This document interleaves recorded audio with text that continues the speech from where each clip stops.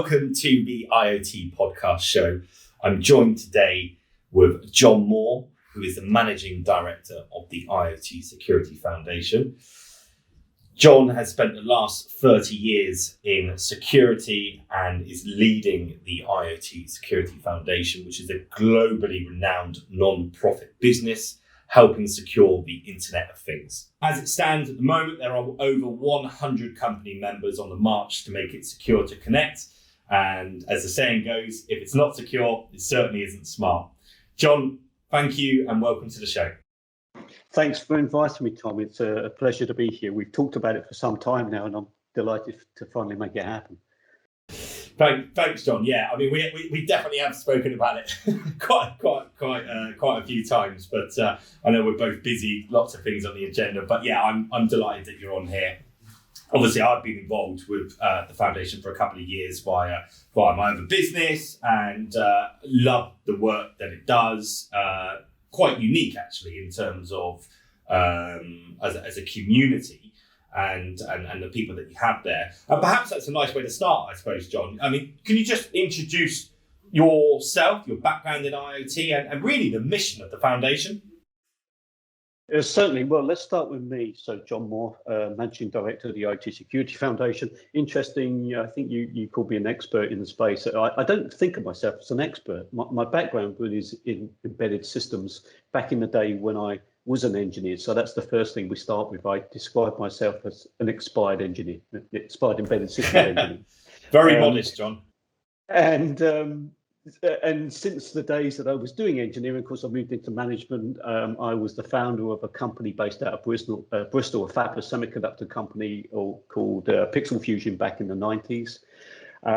We didn't quite make it, but the work carried on in various guises. But the genesis, I think, of the IoT Security Foundation was, I was working for the National Microelectronics Institute, and the chairman of the time, this is back in 2015, came to me and said, John, do you think we should take a look at IoT security? And bearing in mind that the chairman at the time was the CEO of an IoT company, a company called Newell, very astute, very well-respected semiconductor professional by the name of Stan Boland, in fact, doing amazing things now, in the autonomous driving space. So when he asked me, do I think we need to take a look? It wasn't really a question. It was I think you need to go and take a look. So the original response from me was I was a little bewildered, to be honest, because the first thing was I thought, what's there to see? Isn't cybersecurity quite mature? My second response was, why me? I don't know anything about security. I'm not an expert. My background was in innovation and semiconductors and the emerging markets. But there we go. So I got the brief, go and have a look. And from my original what's there to see, very quickly, I built up a picture of, my goodness, I get it real quick, because if you just took a scant look at the headlines of the time, clearly the situation was dire. And what I now know after 6 years of looking at the space, I kind of put it in different phases. The first phase I see as being what I would call the PC era. The PC era, we learned quite a lot about computing and connecting computers up. And one of the things I learned along the way is that Windows XP, Service Pack 2, was actually written by government, UK government people, because they liked the idea of Windows XP, but the security absolutely sucked. So that was an interesting thing to find out along the way. What we then got on top of, we kind of got on top of, we're still getting on top of PCs. So security is pretty good actually around PCs. I don't think we're unduly worried about it, although we still need to be vigilant. Then we go into the mobile era, and the mobile era was better than the PC era. Still issues, but much better. Then we go into the era of IoT, what we're in right now. And we did a complete reset. In fact, the term I was using at the time was egregious. And let me explain what we did.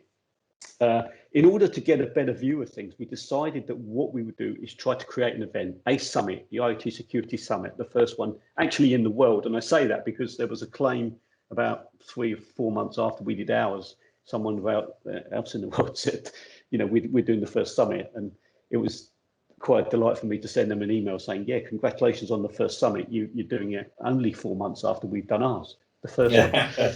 So we did a summit at Bletchley Park, and what we tried to do is get a landscape piece together. So we had the CTO of ARM talking about it from an IP end of things, right the way up to the UK telecoms regulator about what they saw and everything in between. And what was very clear was it was a very concerning state of affairs. And so, as I say, the word I associate mostly at that time was the word egregious.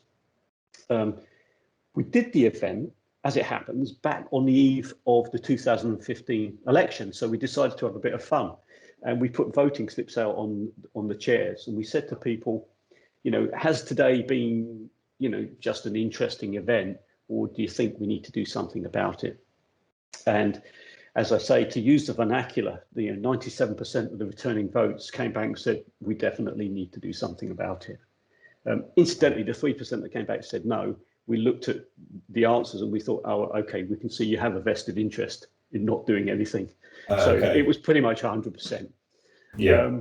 So we asked that question. What we didn't ask is what that something should be. So that was the next stage of my journey, is to go out and look at and talk to as many stakeholders as possible to try to figure out what could be done to address this egregious situation.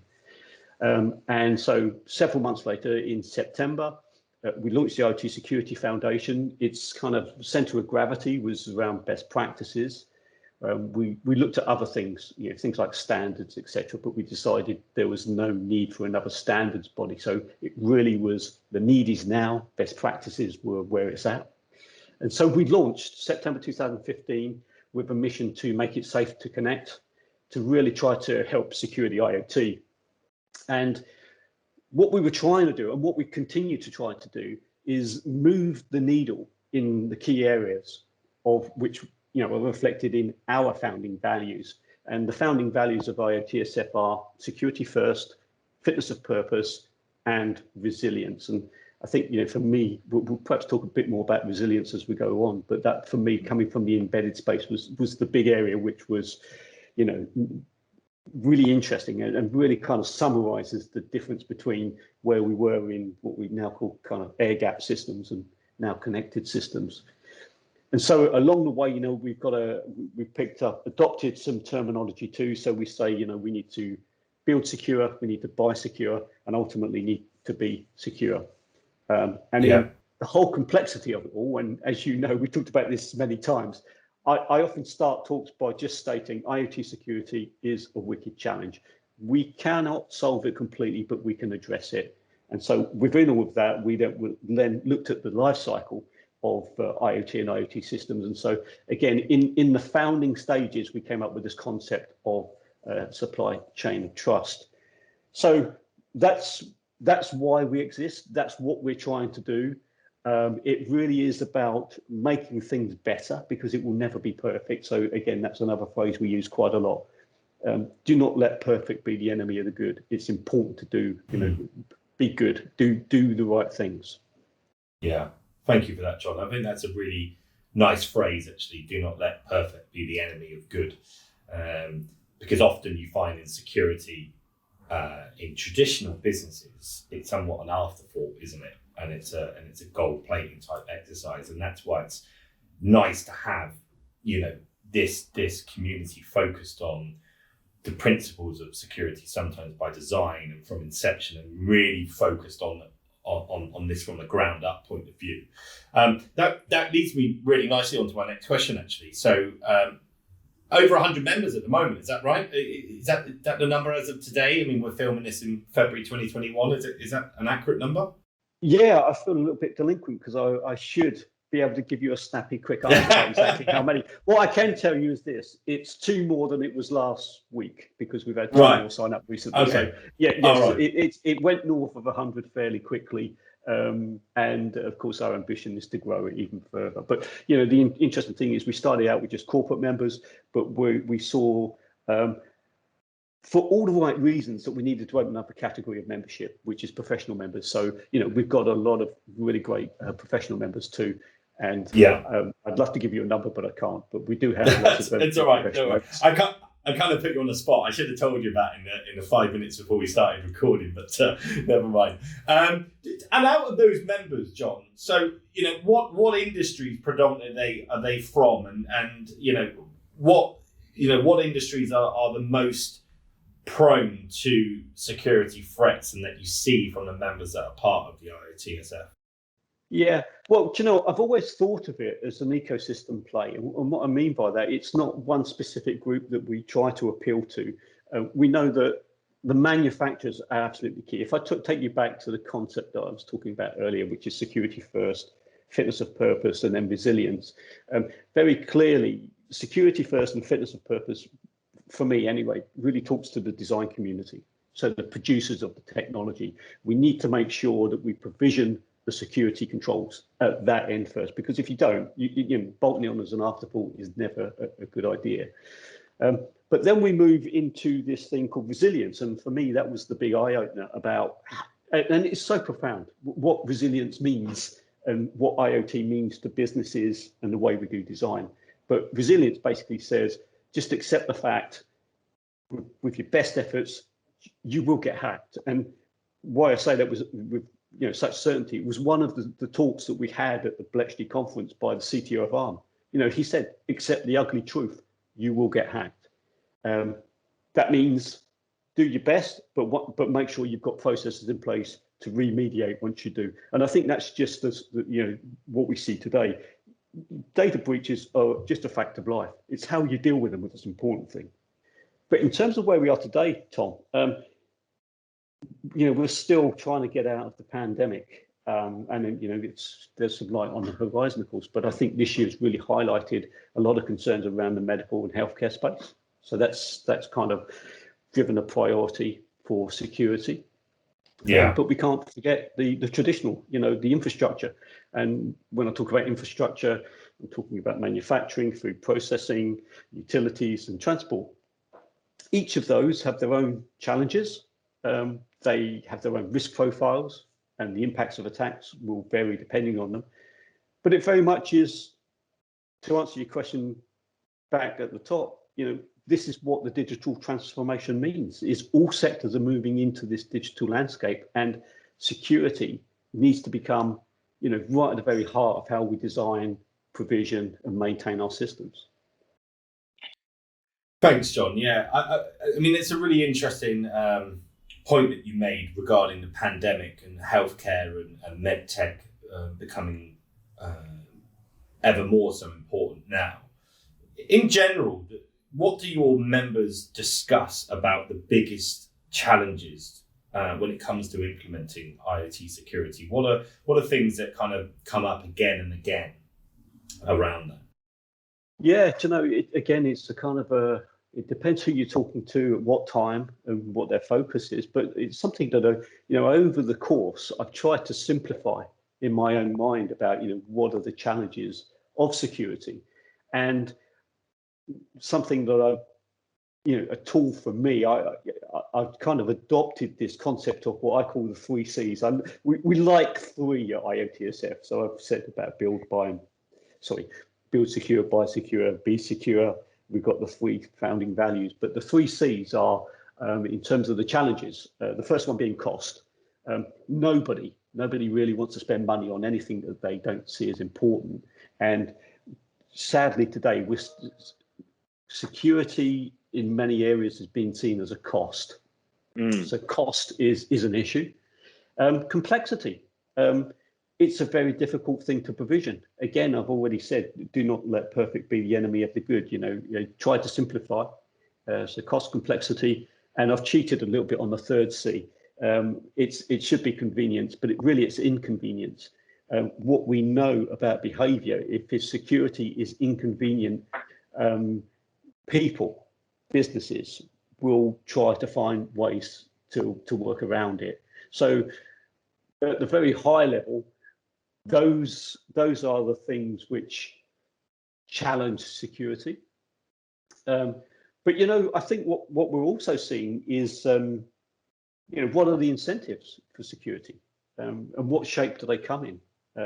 this is a really interesting topic and something that comes up a lot in people that I speak to, certainly on the show and in other aspects of how we're involved in IoT is the general interest in putting security first. You mentioned obviously cost. Sometimes it's quite prohibitive to people. There's often a race to get things to market, and often the security element can be overlooked in that kind of haste to get it out there into the wider world. Clearly, IoT is accelerating rapidly in certain areas. We've seen after the pandemic, we've had people talking about UVC lighting systems to clean air, sensor-based transportation for fruit and vegetables to ensure that it gets to the locations quickly. Lots and lots of things, and certainly proximity sensors on wearable devices. What is the thing that people need to think about when it comes to security, and why that they should consider it over and beyond the cost element? I mean, clearly there's talk of it being the weakest link in the chain of a network, but it would be really useful from your perspective so that we can tell companies, why they need to be focused so much on security.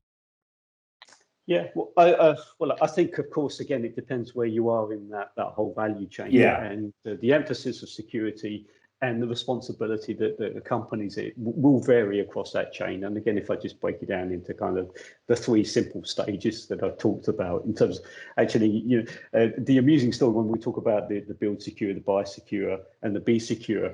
Again, I'm sure I've confided in you in the past that when we announced this, that we were looking to use this as a vehicle to communicate simply what we're trying to do.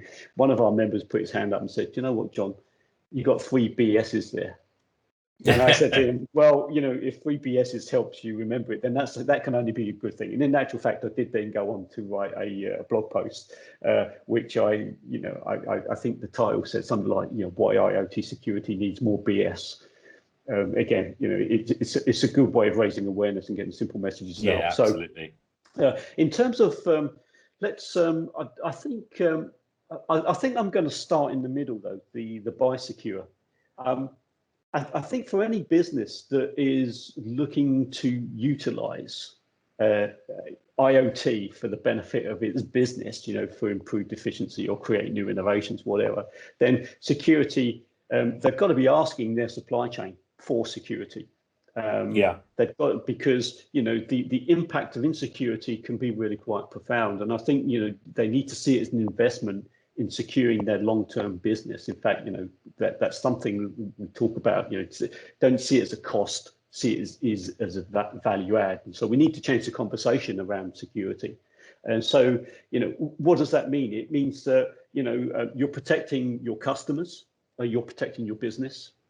You're reducing the threat of liability and downtime and all of those things, because in this increasingly connected world, you are going to get hacked, and you want to make sure that you're resistant to that as possible. So, buy secure. Make sure that when you're purchasing products, services, systems, you specify security in the purchase contract. And I think that then helps also, if I go back to the first stage, which is build secure. If there's no market for insecure products, then guess what? Those manufacturers, those producers do not have businesses. So what we have seen is the more, I don't want to say responsible, because it suggests others have been irresponsible, whether in fact they may not be been irresponsible, they may just be ignorant to the fact of what they're not doing. But we saw a wave of, and we do see leading suppliers understanding the importance of security, and they built security into their products and services. But for those who are kind of a bit behind the curve, it helps them catch up, because, as I say, if there's no market, then they don't have a business. So build secure. Again, that's really where IoT Security Foundation started, and we started out with this notion of a checklist for manufacturers to demonstrate their security posture, their security credentials, that turned into something actually which is something we're very proud of today, and really much more fully featured, the IoT Security Compliance Framework. In terms of that, just going one step further, what, in your view and that of the foundation, are the biggest threats to IoT security in the next 5 years? Obviously, you've come on a journey since 2015 when that first speech happened from the CTO of Arm at Bletchley Park, as you mentioned. What's happening in the next 5 years? What should everyone be made aware of? The biggest threats, I mean, my original response is going to be like, wow, let's not scare the children, Tom, because the threats are, ultimately, an insecure, hyper-connected world run by software, it can be an immense weapon, and in the most extreme conflict that we have, which would be war. But we don't want to go there. And I've got to say, in my early days looking at security, each day I could have probably thought about 2 or 3 different Hollywood scripts about how things can go wrong, because there were so many issues that you could see. But let's not scare the children. But I think it's important that people know that, though. Sorry to interrupt on that, because ultimately that is where this could go. It's like the classic 80s film War Games, right? It's potentially, if we're not mindful and minded of the fact that this is so important and to raise the awareness, that it could lead to that. It could. And look, let's face it, in an increasingly connected world, which is software defined, that makes a very vulnerable world, and I'm not thinking, of course, about script kiddies here, or necessarily criminals. I'm thinking about rogue nation states who have long time horizons, they've got deep pockets, they've got great capability. And of course, the point is, though, I don't think we should be too worried about that, too scared about that, by the way, because this is just the nature of humanity and humankind. There's always been wars, there's always been technology, and technology can be used as a weapon. So I think, in the extreme case, this will be used as a weapon. But if we dial it down a little bit, I think we should be concerned about the cyber-physical aspect of IoT. And I think this is, again, one of the big differentiators I see between traditional cyber and this thing called IoT, because IoT does bridge into the physical world. We have cyber-physical systems. What that means is that there is a real threat to, harm of human life. And I think, just last year, I think September time, we saw an episode where a patient couldn't get treatment in a hospital due to a ransomware attack. They were being transported to another hospital and died en route. So that's certainly one of the, something that people were keeping an eye on. When was going to be the first death directly attributed to IoT?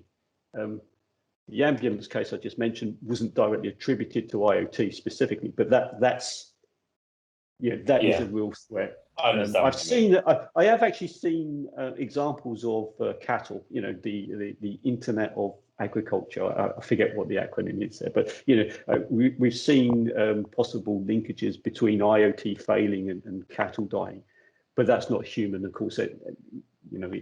But those are the sorts of things that we could see. But you know what?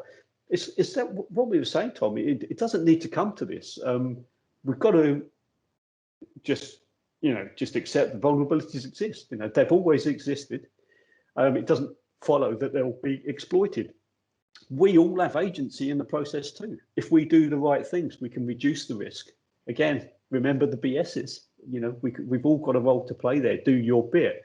I guess I'm, having done the deep dive, looked at all the scary scenarios, I'm actually much more positive now, because I can see the progress that's been made, and I do see momentum building. I see governments getting involved, and again, back in 2015, the FBI issued a warning to the public about the threats of IoT. A few years later, the Five Eyes of New Zealand, Canada, Australia, US, and UK have published an accord to say we will jointly work together to reduce the risks in IoT, and that was nations, that was government saying there's a risk to our citizens here, so we must take steps. I've talked about the regulation that's coming through. So I think we're moving significantly in the right direction. We shouldn't get complacent. We've got to keep the pressure up. But ultimately, where I would like to see this end, or not end, but the stage I'd like to see it get to is, I've often thought about security in terms of I've thought about quality. When I started my career, a few decades ago, quality, again, that was something that was bolted on at the end of a process. Typically it'd be somebody inspecting something at the end of a bench.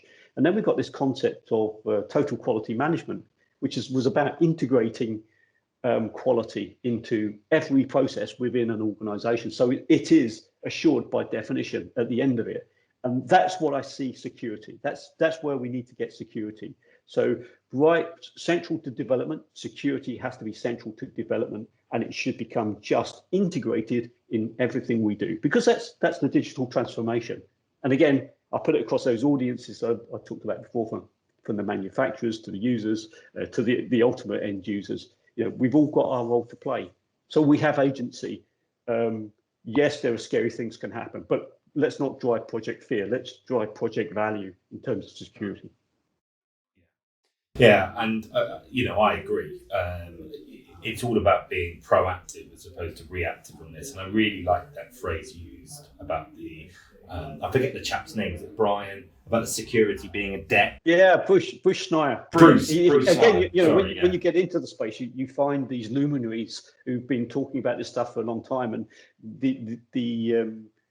we're now at that point where this connected world has become mainstream. We're all being connected, and so suddenly the stuff they've been talking about for years is manifest every day. Yeah, and I think it's important for people to know that. Certainly, I know you said it wasn't directly IoT security related, but the case of the patient traveling to the hospital, this goes beyond someone hacking into your IP CCTV camera at home. It goes beyond hacking into your fridge monitor and turning your fridge off, right? And I think sometimes when you look at articles and use cases around compromises in security for IoT, it's often these low value devices that people cite sometimes, and it can have much more catastrophic effects in a wider ecosystem. Thank you so much for highlighting that. John, in terms of the foundation, just going back to that, what are the hopes for the foundation in terms of how you want to position yourself coming out of the pandemic, where you want it to go? Clearly you were the first, despite this other person mentioning that they had done one a couple of months afterwards. But where do you see this going in general? And what can our listeners do to get more involved with the foundation? Well, I think let's start right there. It's getting behind the mission. What we would like to see as the foundation is more people join. The more people that join, the more corporates that join, sign up to the things that we're doing, contribute to the things that we're doing, the faster we can move, the more that we can do. So for 2021, if I could make a wish for IoTSF, is that we swell our membership ranks, because, as I say, we can do more. You mentioned earlier, we're not for profit. We're a not-for-profit company limited by guarantee. So every piece of income we have goes right back into the good that we do, and it goes back out. It doesn't go to shareholders. I think what we're also looking to do is expand our reach. We really need to get the goodness of what we do out to more places, get more people talking about this. So, at our conference, which we ran in early December, we went virtual, of course, and it was the most successful conference that we've ever run. We had over 1,000 registrations. We were truly global. We had talks from, Japan, from Singapore, US, of course, Europe, and other places. But what we'd like to do is our chairman announced that we are going to start local chapters, geographically dispersed around the world. So the second half of the year, watch out for that. We will be announcing the ability to create local chapters. very important. I think something else that I haven't mentioned this, but it is such a key concept in security. Collaboration is key. We've kind of inferred it in many places. If you look at this complicated thing called IoT, it's a landscape and an ecosystem of many moving parts, of many players and agents in there. And what we've got to do as defenders, we've all got to work together. So collaborations for IoTSF, more meaningful collaborations at the kind of international level, not just technology, but geographic too.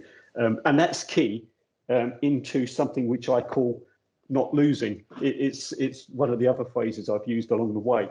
So collaboration is key. So more international collaborations. We announced a collaboration with the FIDO Alliance at the beginning of this year, really looking at the interesting passwords. We all talk about passwords and we kind of just assume that they're necessary, we need them. But guess what? Passwords do authentication. There's actually better ways of doing it than passwords. And so we're working with the FIDO Alliance to try to reduce the dependence of passwords, and in fact, maybe even eliminate them in certain parts of IoT. But I think, longer term, what I would like to see is that, IoTSF and the many colleagues that we accumulate along the way is seen as a force for good. That security is better understood, that it's managed appropriately, so we can all really feel the benefit of. We haven't talked about the potential of IoT. I know lots of people talk about this. They always talk about it, but we really want to feel that benefit without being frightened of the risk because the worry and the worry. So we need not. I would hope that we get beyond project fear, that we're not afraid, that we're confident and we're safe. And again, go back to the top of the conversation, make it safe to connect. That's what we're about. So that's what I would hope, and I know I've gone a little bit beyond this year, Tom, but that's the long term. We need to amass, lots of partners, a big army, because defense is actually harder than attack. An attack, you only need one way in, but defense, we've got to cover all bases, and we're only going to do that by getting many more people, with the program. And so we start with my appeal. If this interests any of your listeners, come join the IoT Security Foundation. It's good and it's not expensive. Yeah, I mean, personally speaking, for me, I'm well behind it. As you know, we sponsored Security Champion in the past, and I've often introduced people to you that really feel as though they can add benefit to the foundation, they can get a lot from it. And I think it's this ability to unite lots of different people in different ecosystems to ensure that this is integral to any development moving forward.